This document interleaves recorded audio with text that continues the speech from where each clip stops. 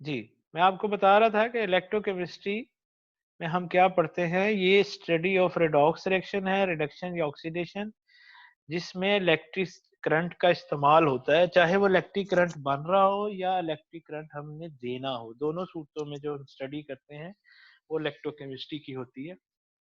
और redox reaction क्या है? ये केमिकल एनर्जी का कन्वर्जन है और उससे इलेक्ट्रिकल एनर्जी बनती है, या इलेक्ट्रिकल एनर्जी और केमिकल एनर्जी का आपस में जो कन्वर्जन है, वो हम इलेक्ट्रोकेमिस्ट्री में स्टडी करते हैं। और ये जो प्रोसेस होता है, वो इलेक्ट्रोकेमिकल सेल के अंदर होता है। Electrolysis, electro mean electricity, lysis mean breakup, refers to the decomposition of a substance by an electric current। तो करंट से जो उसका डीकम्पोज होना या टूटना, वो इलेक्ट्रोलिसिस कहलाता है। ये टर्म समझें, इलेक्ट्रोकेमिस्ट्री, इलेक्ट्रोलिसिस। और electrolysis is the process of using electricity to break a compound apart. तो उसमें इलेक्ट्रिसिटी का यूज होता है उसको ब्रेक करने के लिए। यहाँ पर बिजली बन नहीं रही, इलेक्ट्रोलिसिस में बिजली इस्तेमाल होती है। ठीक है? तो ये टर्म जो है ना, ये आप इसको समझें। The number of electrons that flow through the system पर सेकंड, ये करंट है। ये हमने उस स्लाइड में भी पढ़ा था, मैंने उस स्लाइड से ये वर्ड उठाया। इलेक्ट्रोड सरफेस, एक सेकंड चार्जिंग पे लगा।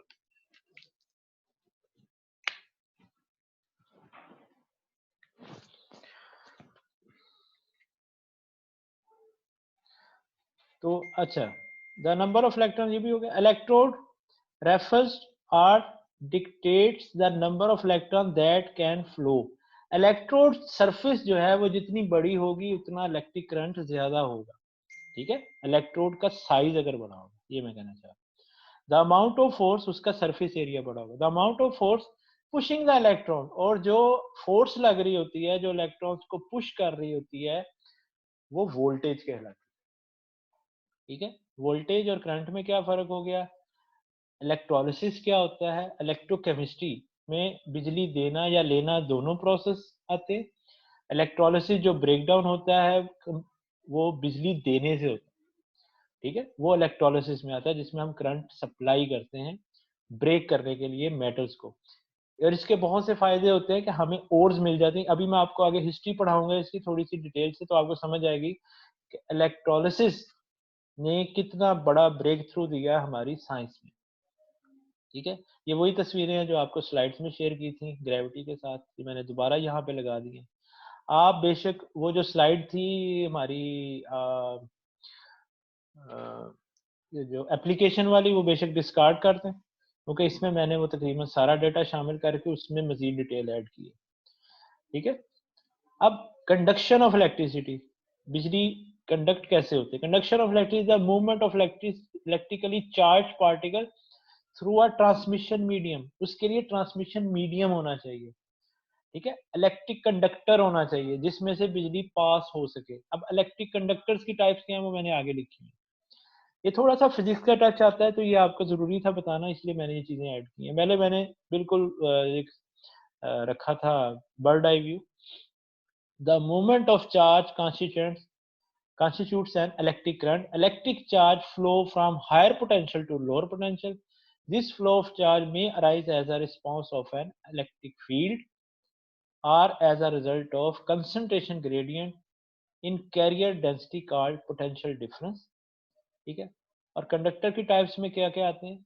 तीन तरह के कंडक्टर्स हैं जो यहाँ पर मैं एक्सप्लेन कर रहा हूँ। मेटेलिक कंडक्टर है। इन मेटेलिक कंडक्टर इलेक्ट्रॉन, जब ऐसे करंट फ्लो जिसमें से हो सकता है, ये वो प्रोसेस है। एक है मेटेलिक, मेटल्स में से अगर पास आउट होता है। इन metallic conductors electrons carry the current. Electrons, अच्छा आपको एक और मजे की बात बताऊं, इलेक्ट्रॉन्स को फ्लो करने के लिए मीडियम चाहिए। जैसे एक इंसान को पाकिस्तान से अमेरिका जाने के लिए हवाई जहाज है, तो वो जो हवाई जहाज है वो क्या है? आपका कंडक्टर है। एक जगह से दूसरी जगह ट्रांसपोर्टेशन के लिए जो सवारी है, इलेक्ट्रॉन्स की जो सवारी है, वो हम उसको कंडक्टर कहते हैं। इन मेटेलिक कंडक्टर्स ये मेटल बेस होते हैं, और कैसे होते हैं कि इसमें electrons and the material unaffected by this flow, electrons carry the current. And the material is unaffected, मैंने मटेरियल वहीं पे रहता है, मटेरियल मूवमेंट नहीं कर रहा, उसके अंदर से करंट मूव कर रहा है क्योंकि उसके अंदर फ्री इलेक्ट्रॉन्स या जो आपने पीएन जंक्शन या इस तरह की जो चीजें आपने पढ़ी होती हैं इलेक्ट्रॉन्स और होल्स, ठीक है, उसकी बेस पे जो ट्रांसपोर्टेशन हो रही थी, एल्यूमिनियम कॉपर, इसमें से जो करंट फ्लो होता है, इसमें एल्यूमिनियम कॉपर अपनी जगह पे रहता है और उसमें से करंट फ्लो हो रहा है। और सिलिकॉन जो है वो सेमी कंडक्टर है, यानी कि इतना अच्छा कंडक्टर नहीं है। दूसरा टाइप जो है कंडक्टर का जहां से इलेक्ट्रॉन्स एक जगह से दूसरी जगह जा सकते हैं वो है आयनिक और इलेक्ट्रोलिटिक कंडक्टर। ठीक है, ये जो हमने सेल के अंदर पढ़ा था ना वो हमने इलेक्ट्रोलाइट्स के बारे में पढ़ा था। ठीक है, कि हमने इलेक्ट्रोलाइट केमिकल है जो पानी के अंदर हम उसको डिप करते हैं या वो ब्रेक होता है मोल्टन फॉर्म में चला जाता है या पानी के अंदर आयन पॉजिटिव और नेगेटिव आयन बना देता है और इलेक्ट्रॉन उसके जरिए से मूव कर देता है।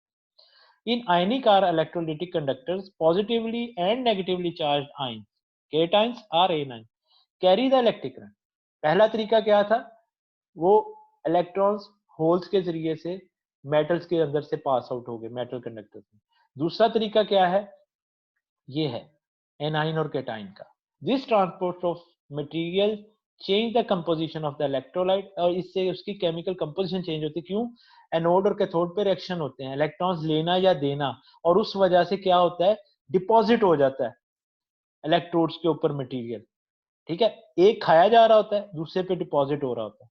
This type of conductivity is found in some solid, special salt, special salts भी होते हैं, मोल्टन फॉर्म में भी होते हैं। ठीक है, ये उसकी एग्जांपल्स भी लिखी हुई है। और तीसरा, हम उनको जैसे नमक पानी के अंदर हल करें उस तरह से भी होता है। तो क्या फॉर्म होगी, हम उसको मोल्टन फॉर्म में, फ्यूज्ड फॉर्म में, फ्यूज होता है हाई टेम्परेचर पे, ये फ्यूज ज्यादा लफज है, हाई टेम्परेचर पे उसको मेल्ट करना।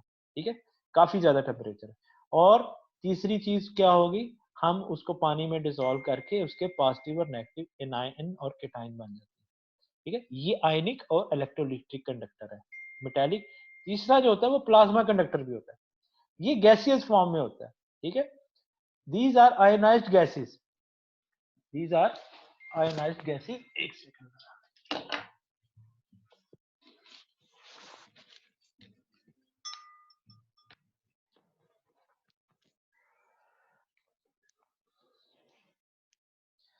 these are ionized gases.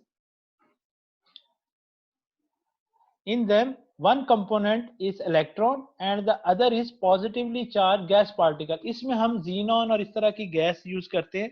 और इस तरह का जो प्लाज्मा कंडक्टर्स है, इस तरह का जो प्लाज्मा कंडक्टर है, इसमें होता क्या है कि हम जो बहुत सारे रिएक्शंस हैं, अगर आप electron atomic absorption spectroscopy technique की बात करें तो उसमें भी हम गैस को आयनाइज करते हैं। ठीक है, प्लाज्मा बहुत ही हाई टेम्परेचर ये फिनोमिना होता है और उसमें भी चार्ज कैरी होता है, इलेक्ट्रॉन्स का फ्लो होता है, हम इलेक्ट्रॉन्स को बम्बार्डमेंट करते हैं। आपको मैंने एक टेक्निक बताई थी ट्रांसमिशन इलेक्ट्रॉन माइक्रोस्कोपी, उसमें भी हम इलेक्ट्रॉन की बम्बार्डमेंट करते हैं। तो ये प्लाज्मा कंडक्टर भी बहुत सी फॉर्म में यूज होता है। हम चूंकि अभी सिर्फ सेल के बारे में आपने पहले पढ़ा था तो हम आयनिक और इलेक्ट्रोलिटिक कंडक्टर्स को ही हमने, और दूसरा कुछ मेटल जिनमें से यूज होता है प्लाज्मा कंडक्टर, लेकिन आपको कंडक्टर का जरूर पता होना चाहिए। अब इसकी हिस्ट्री क्या है इलेक्ट्रोलिसिस की, ये कहाँ से इसकी इंपॉर्टेंस आई और क्यों हमें इतना ज्यादा पढ़ना पड़ रहा है और इसका फायदा क्या है। इलेक्ट्रोलिसिस ऑफ सोडियम और पोटेशियम हाइड्रोक्साइड सबसे पहले हुआ था 1808 में। मैं आपको पता है हिस्ट्री पे इतना ज्यादा फोकस नहीं करता, लेकिन इसकी हिस्ट्री इंटरेस्टिंग है और इन्फॉर्मेटिव है, इसलिए मैं आपको बताना चाह रहा हूँ। अदरवाइज मैं आपको ये 1808 याद ना रखिएगा, साइंटिस्ट का नाम याद ना रखिएगा, बात याद रख लीजिएगा। ठीक है, वो कम से कम बात का पता हो कि होता क्या है। इलेक्ट्रोलिसिस ऑफ सोडियम और पोटेशियम हाइड्रोक्साइड पहले समझी जाती थी कि ये एक ही चीज है। ठीक है, तो इलेक्ट्रोलिसिस की वजह से पहली दफा पता चला कि ये दो मेटेलिक एलिमेंट्स हैं और सोडियम और पोटेशियम अलग होते हैं। ठीक है, टू हाइड्रोक्साइड विच है प्रीवियसली कंसीडर्ड एज अनडीकंपोजेबल, यानी कि इनको समझा जाता है पोटेशियम हाइड्रोक्साइड और सोडियम हाइड्रोक्साइड एक ही चीज है, एक ही मतलब है। बाद में पता चला ये कंपाउंड है और एलिमेंट से बना हुआ है, एलिमेंट इसके अलग है, which in fact compounds. Understanding the electric nature of matter begin, ये 16th सेंचुरी में बिजली की जो इलेक्ट्रिक नेचर है उसको भी पता चला। और 18वीं सेंचुरी में ये बंदे का नाम है जो भी है, मैं उसको नाम पे नहीं जाता, आपको पता है कि ये मैं इस पे दिमाग खर्च नहीं करता। Birth of electro chemistry bye establish bridge between chemical reaction and electricity, ये वोल्टा है। ये मैं जो बात बताने वाली, एक तो ये थी कि ये पहले जो थे डिकम्पोज थे, दूसरी बात जो बताने वाली वो ये है। ठीक है, using Volta battery decompose water to produce hydrogen. ये हाइड्रोजन और ऑक्सीजन में जब वाटर डिकम्पोज हुआ, टूटा, इलेक्ट्रोलिसिस हुआ, तो तब हमें ये कंफर्म हो गया कि पानी की कंपोजिशन भी H2O है। ठीक है, इस पूरी हिस्ट्री में दो समझने वाली बातें थी, एक सोडियम और पोटेशियम हाइड्रोक्साइड, कि पहले वो समझे जाते थे कि एक ही चीज है, और दूसरी बात हमें हिस्ट्री में पता चला इसके इलेक्ट्रोलिसिस से, वाटर का जब इलेक्ट्रोलिसिस किया तो उसको ब्रेक डाउन किया तो हमें पता चला कि ये हाइड्रोजन और ऑक्सीजन पे बेस करता है। ठीक है, this was electrolysis. It soon became a method of using a direct electric current to drive a chemical reaction which was otherwise non-spontaneous. अब यहाँ पर देखें, electrolysis is the passage of a direct electric current. ये एक passage है electric current का through an ionic substance that is either molten or dissolved in a suitable solvent, resulting in a chemical reaction at electrodes and separation of material. तो electrolysis के नतीजे में क्या होता है, इलेक्ट्रॉन्स का फ्लो होता है, करंट का फ्लो होता है, मोल्टन फॉर्म में कोई चीज हो, केमिकल हो, या उसको सूटेबल सॉल्वेंट जैसे पानी के अंदर हल किया हो, जैसे नमक को अगर हमने हल किया, और ये इलेक्ट्रोड्स पे रिएक्शन होता है, मटेरियल्स को सेपरेट करने के लिए होता है ये इलेक्ट्रोलिसिस का। जैसे हमने इलेक्ट्रोलिसिस वाटर में हाइड्रोजन और ऑक्सीजन को अलग अलग किया, अलग अलग करते हैं, दोनों गैसेस अलग अलग हमें मिली, उनको हमने चेक किया, हमें कंफर्म हुआ वाटर के अंदर वाकई H2 और O2 होता है। तो रिक्वायरमेंट ऑफ इलेक्ट्रोलिसिस में तीन चीजें होती है, एक इलेक्ट्रोलाइट जिसमें से करंट पास होना है, एक करंट की सप्लाई, इलेक्ट्रोलिसिस करना है, इलेक्ट्रोलिसिस आपको पता है करंट देना पड़ता है, ठीक है, और दो इलेक्ट्रॉन। ये किसी भी इलेक्ट्रोलिसिस के लिए तीन चीजें हैं, इलेक्ट्रोलाइट, इलेक्ट्रोलाइट को आगे एक्सप्लेन करते हैं, ये मैंने लिखा भी है डिटेल इन कमिंग पैराग्राफ, यहाँ पर जस्ट इतना बताया है, it is a substance containing free ions, free ions मौजूद होते हैं, which are the carriers of electric current if the ions are immobilised, अगर वो आयंस मूव ही नहीं कर सकते, जैसे सॉलिड फॉर्म में नमक अगर सॉलिड फॉर्म में मैंने आपको बताया था बहुत स्ट्रांग होता है, उसमें से आप ब्रेक ही नहीं कर सकते उसको, पॉजिटिव और नेगेटिव चार्ज, एक सोडियम के गिर्द 6 क्लोराइड और हर क्लोराइड के गिर्द 6 सोडियम, इस तरह का उसका क्रिस्टलाइन स्ट्रक्चर होता है नमक का, तो आप उसको ब्रेक नहीं कर सकते, और उसमें से ब्रेक नहीं कर सकते तो बिजली कैसे पास ऑन करेंगे। तो electrolysis can not occur, for example an aqueous solution जो उसका बनता है can act as an electrolyte because it contains free sodium and chloride ion which are the carriers of electric current in a solution, but solid sodium chloride cannot act as an electrolyte because it does not have free sodium or chloride.